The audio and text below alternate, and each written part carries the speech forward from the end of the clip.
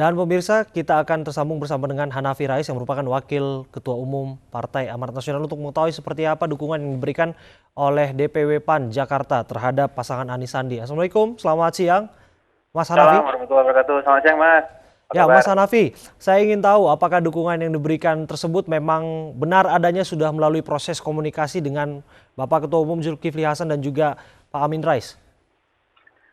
Sudah seluruh proses prosedural organisasi di dalam partai kita, termasuk penyerapan aspirasi dari tingkat kelurahan, cabang, serta DPD-DPD di Kota Madia seluruh DKI sudah kita selesaikan. Dan tepat pada siang hari ini, nanti jam 3 habis asar, insya Allah DPP Partai Amanat Nasional akan memberikan deklarasi dan dukungan resmi kepada paslon nomor 3 Anies Sandi. Tentu ada alasan di balik dukungan ini, apakah kemudian kesamaan ideologis atau kesamaan visi yang pernah dibawa juga diusung oleh pasangan nomor urut 1 yang sempat Anda usung, sehingga pada akhirnya Ya, memberikan dukungan secara tegas pada pasangan nomor urut 3. ya.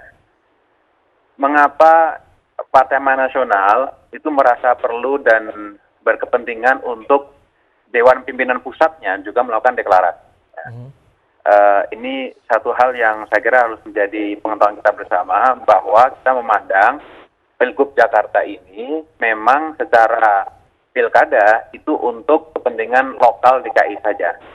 Tapi bahwa ada persoalan nasional yang terkait langsung maupun tidak dengan fenomena Pilgub DKI ini, itu juga harus direspon oleh Partai Amanat Nasional di tingkat pusat, gitu.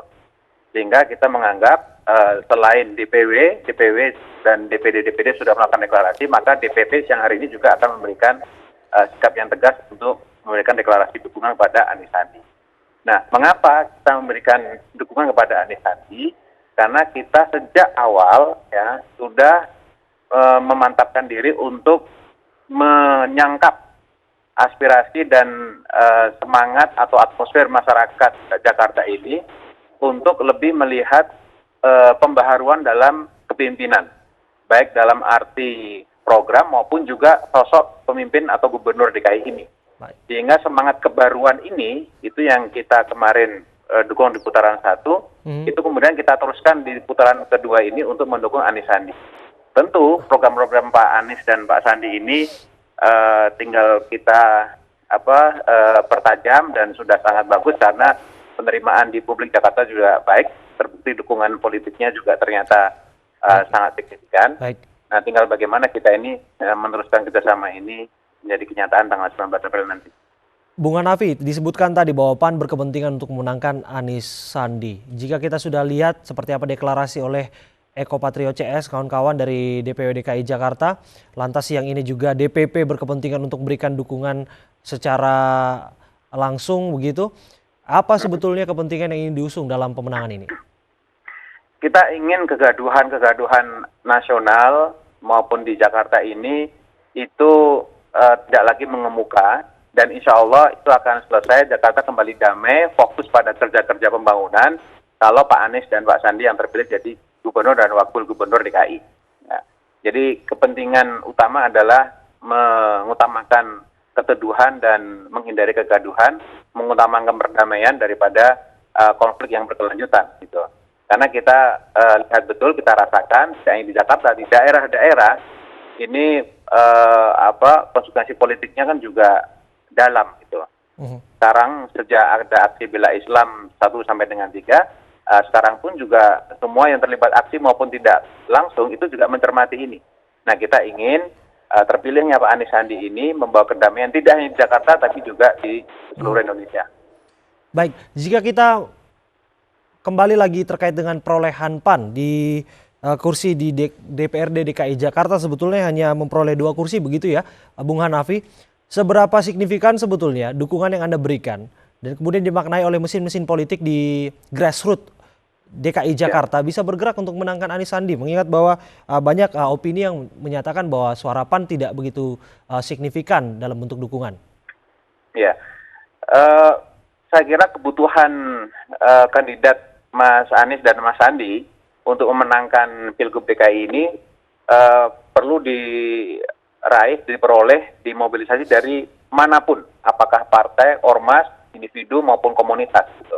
Nah, khusus dari Partai Amanat Nasional sendiri, kita juga memahami bahwa pilkada ini, mesin partai itu juga punya peran yang strategis untuk memenangkan kandidat ini, gitu. Sehingga ditambah juga dengan sosok Anies Sandi ini yang bisa melampaui batas-batas partai. Kita paham betul bahwa Pilgub itu sosok lebih kuat, ya, dibandingkan juga dengan kalau 3 partai mencalonkan legislatif.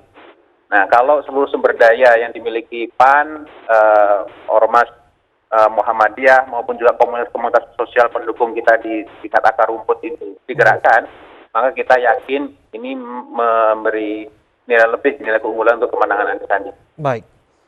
Fraksi di DPRD kan sebetulnya melekat dengan Demokrat begitu, Bung Hanafi. Saya ingin tahu bahwa kedekatan ini juga terlihat dengan diusungnya kemarin Agus Silvi di putaran pertama. Apakah komunikasi dua arah dilakukan dengan Partai Demokrat dan kemudian deklarasi ini juga sebetulnya barangkali didahului dengan diskusi bersama dengan Bung Agus Harimurti Yudhoyono? Ya, kalau dari sisi itu, Mas Agus dan juga Demokrat juga sudah menyatakan secara terbuka menyerahkan pilihan di putaran kedua ini ke masing-masing partai politik. Ya. Sehingga kita punya ikhtiar politik untuk pada hari ini memberikan dukungan resmi kepada Anies Sandi. Jadi saya kira tidak ada masalah terkait dengan komunikasi maupun psikologi politik dengan Demokrat, dan kita sekarang kerja keras waktu 1 bulan tersisa ini untuk kemenangan nomor 3. Baik.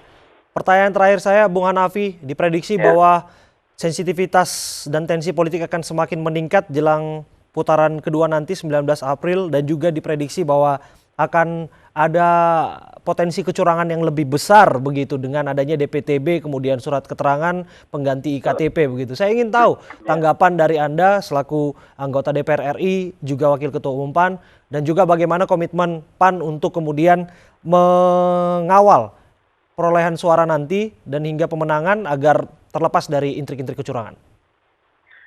Sebenarnya kecurangan yang disebutkan tadi itu sifatnya bukan lagi dibilang potensial, tapi beberapa malah sudah manifest. Ya.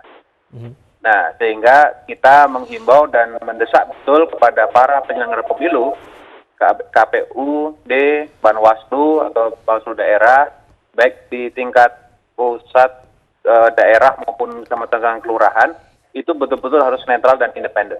Nah, ini yang akan kita desakkan kepada seluruh penyelenggara pemilu. Dan kedua, penegakan hukum terkait dengan DPTB, kemudian surat keterangan yang tiba-tiba melonjak, itu harus dikembalikan lagi pada aturan yang berlaku.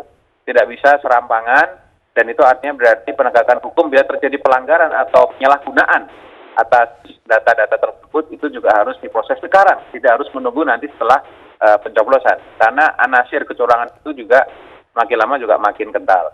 Nah, yang ketiga, kita mendesak betul pemerintah, ya, pusat maupun perwakilan yang ada di gubernur di DKI ini, yang PLT ini, itu juga menjaga asas luber jurdil dalam penyelenggaraan pemilu ini.